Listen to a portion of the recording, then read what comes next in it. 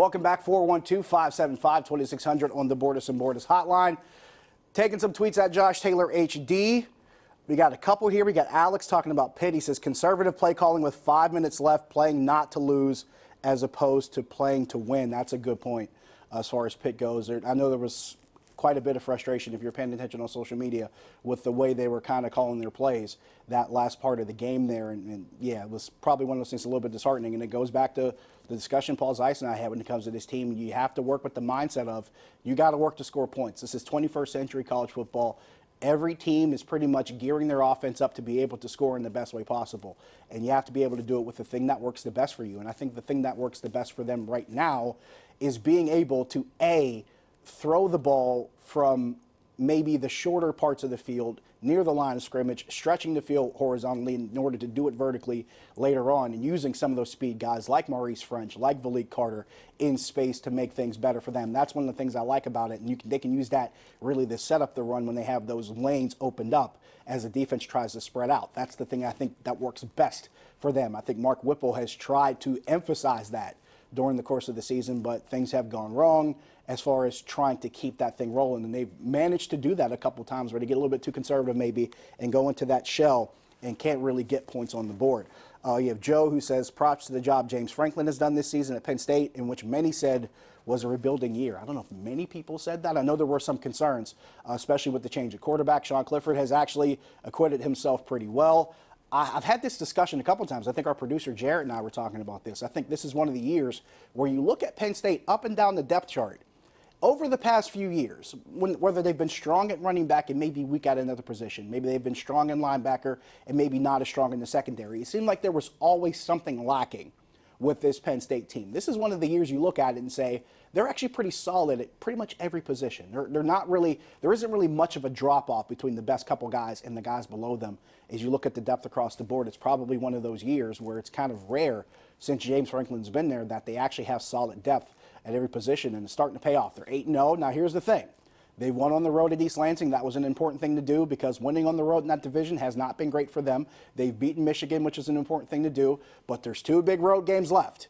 They got to go to Minnesota and deal with P.J. Fleck and the Golden Gophers, and they got to go to Columbus. If they can make those 2 things happen, then we're talking about a really important stretch for Penn State where they're looking Big Ten championship game, where you might even be looking college football playoff. But here's the thing. Since Oklahoma loses today, that's something that might shift a little bit. We're maybe talking more about how much closer Penn State is. In my opinion, you still got to get past Ohio State. That's the more important thing. Let's go to the phone line, 412-575-2600. We'll start with my friend Judy in Springdale. Hi, Judy. Hi, how are you, Professor? I'm good. How are you? Well, I'm falling asleep waiting for you to get on the phone, but that's okay. Well, I appreciate you watching and calling in. I appreciate that. Well, now listen, you know Duquesne won. Yes, they beat Wagner. Scared me on homecoming. Come on, Duquesne. But now listen, the bigger brother plays for Slippery Rock. Okay.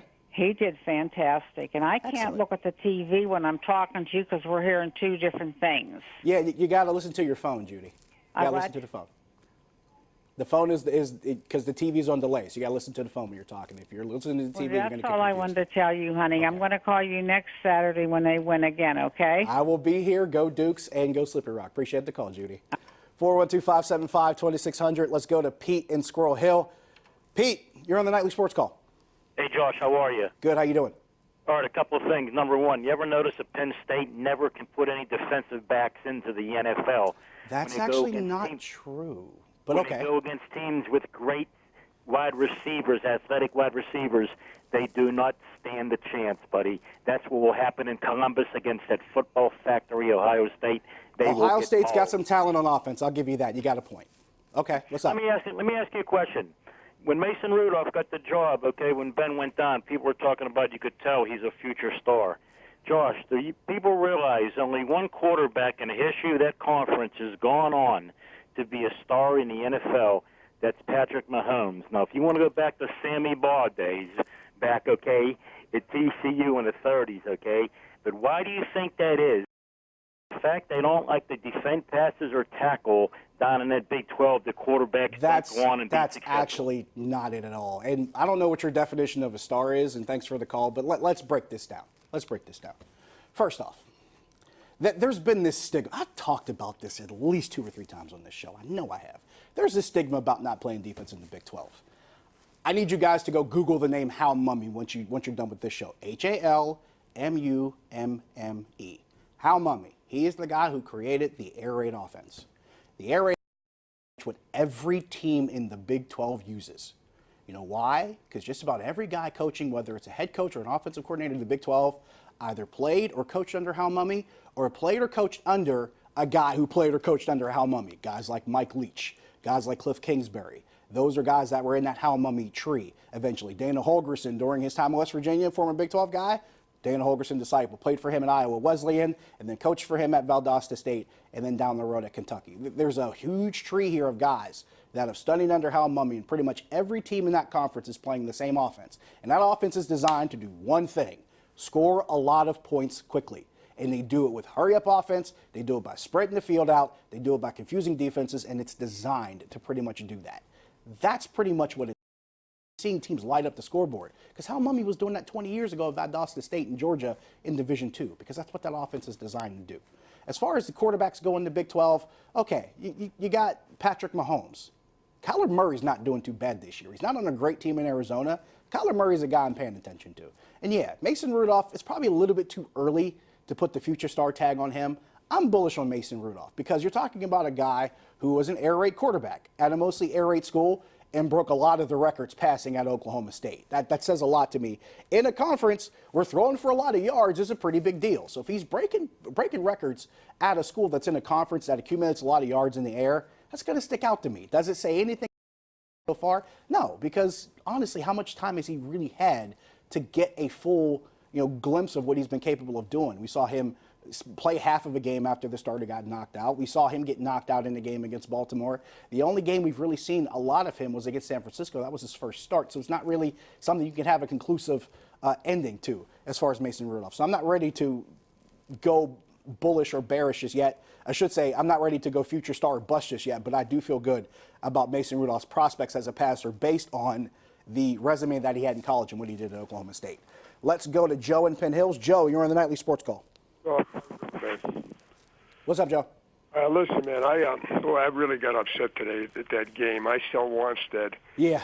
He played always not to lose, and I finally seen it again. That series before the last 58 seconds, 3 plays up the middle. I didn't see a pass for the last 10 minutes of the game, and if that's the way it's going to be, I'm just disgusted. I'm a Pitt fan from the 50s, early 50s, wow. And to see him doing that, I like Wanstead, but he always played not to lose. Not like Alabama, they play to win. And that series and the way they played, that should be on Narduzzi and Whipple. I ain't going to blame Pickett or nothing. I mean, it was a bad game. They doubled for yards, 400 to 200. But I was just disgusted, Josh. I just said, you know what? I'm done with this situation. I'm tired of this not playing to lose. That was terrible. They should have won that game. Yeah. And I'm almost saying I'm done, but I'm so old, 75, that I just got to keep watching. But boy, oh boy, I'm burned out. And thanks for letting me vent, Josh. Appreciate the call, Joe. Yeah, it's a tough situation. But here's the thing. Pitt's still in a pretty good position. They won 4 games in a row. They lost this one, and it really does come at a terrible time. They could have been 6-2, looking at a really good shot to win this division. But there's still a lot left for this team to accomplish. They still have to face Georgia Tech, a team they should beat, which ironically, a team that beat Miami last week. That's what's frustrating. They lost to a team that just lost to Georgia Tech, and that was their first conference win. That's rough. We got to take a break. We'll answer more phone calls and tweets when we come back. Stick around.